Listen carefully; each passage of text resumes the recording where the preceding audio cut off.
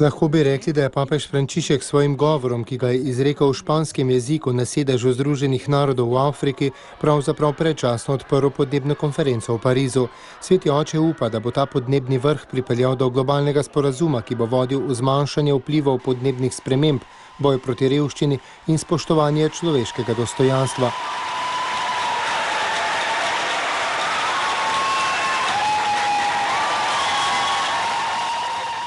Bilo bi žalostno in katastrofalno, če bi zasebni interesi prevladali nad skupnim dobrim in bi se manipuliralo z informacijami, da bi se tako zaščitilo njihove načrte in projekte, je poudaril sveti oče. Ekonomija in politika morata biti v službi človeka. To po papeževih besedah ni idealistična utopija, a zato potrebujemo vzgojno-izobraževalni proces, ki bo spodbujal nov slog življenja, nov kulturni slog, ki bo zajemal kulturo skrbi zase, za druge in za okolje. Ob tem je posvaril pred globalizacijo brezbrižnosti. Papež je izrazil tudi zaskrbljenost zaradi negativnih posledic določenih mednarodnih trgovskih sporazumov, zlasti kar zadeva dostop do zdravil v revnih državah.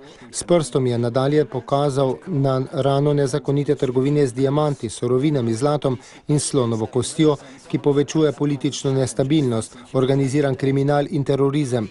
S tem se številne afriške države soočajo na dnevni ravni. Papež je omenil tudi nove oblike suženjstva, kot so trgovina z ljudmi, prisilno delo, prostitucija in trgovina s človeškimi organi ter problemi migrantov, ki bežijo pred revščino, ki jo še povečuje propadanje okolja. Spregovoril je še o urbanizaciji in mestih, ki so postala neprimerna za življenje in v katerih se povečujeta nasilje in zloraba drog.